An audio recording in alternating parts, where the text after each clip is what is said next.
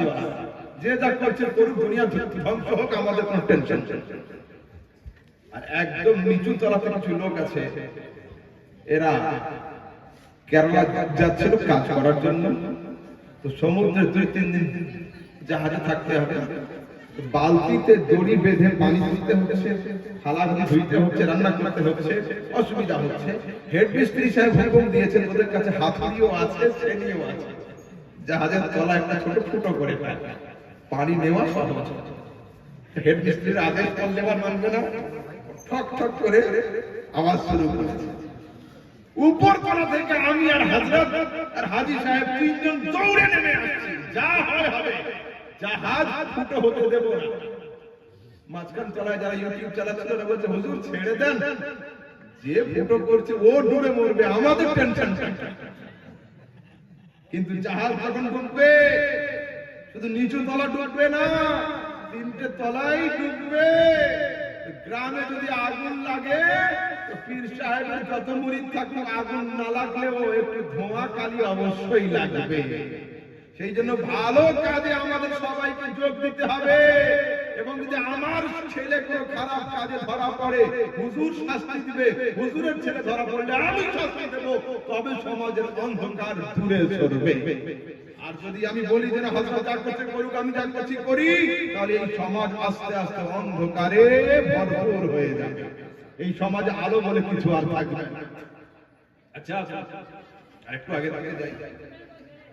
আল্লাহর দরবারে প্রিয় হাদিস কোরআনে কি এমন আছে কোন জায়গায় যে কেবলমাত্র মক্কাবাসী লোকেদেরকে আল্লাহ ভালোবাসে,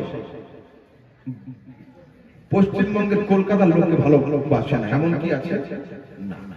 কেবল আরববাসীর লোকগুলো আল্লাহর কাছে প্রিয়, আরবের বাইরের কোন লোক আল্লাহর কাছে প্রিয় নয়, এমন কি? না। আল্লাহর কাছে প্রিয় কে? আল্লাহ পাক বলেন, ইন্না আকরামাকুম ইনদাল্লাহি আতকাকুম।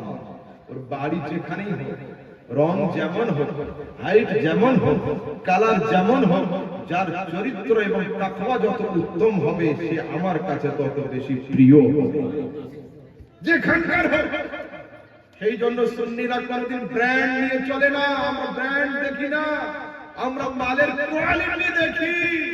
আরে যদি নবীর পাশের বাড়ির আবু জাহেল হয়, তাকে ঠকরে উড়িয়ে দিয়ে থাকি, আর পারস্যের বেলাল যদি হয়, তার আমল যদি ভালো হয়, মাথার উপরে রেখে দিই।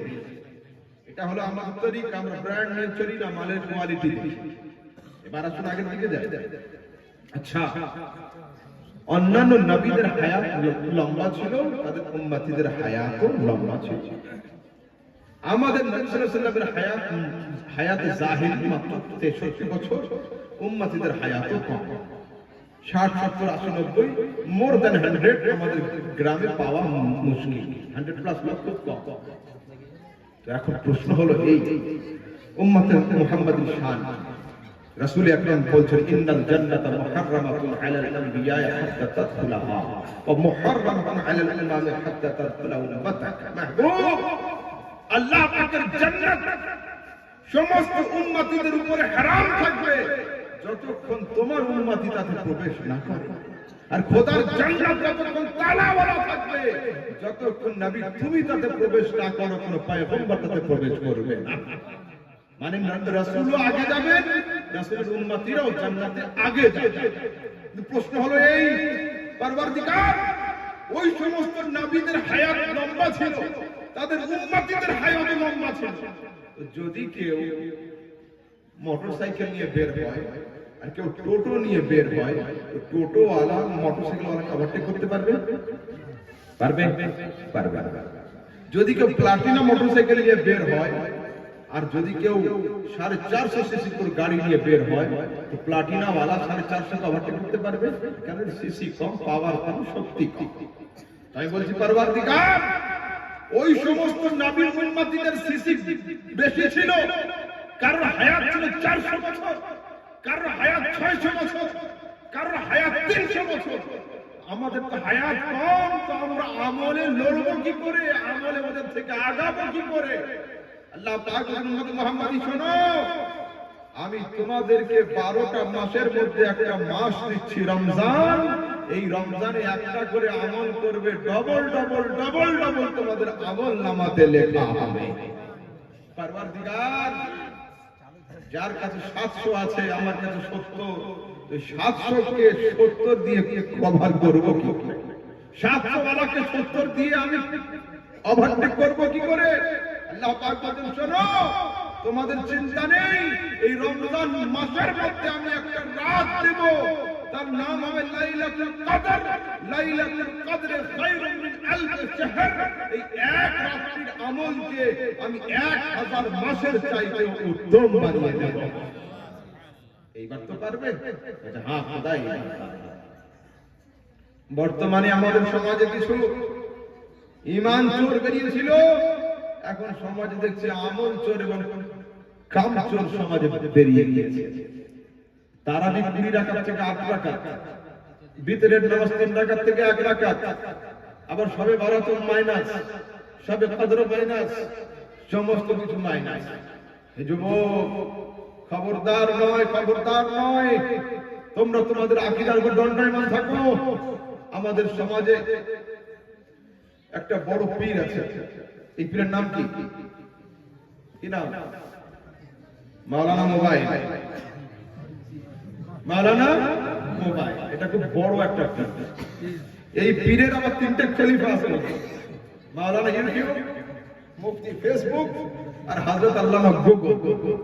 এই 3 হুজুরের মুরিদ হলো আমার সমাজের যুবক। এদের যা কিছু দরকার হয় ইউটিউবে গিয়ে সার্চ করে, ফেসবুকে গিয়ে দেখে, গুগলে গিয়ে আর্টিকেল নকল করে কপি পেস্ট করে, কিন্তু আলেম ওলামা কারীদের কাছে আসতে চায় না। যা দরকার ওইখান থেকেই দরকার। হে যুবক, কান খুলে শোনো, কান খুলে শোনো।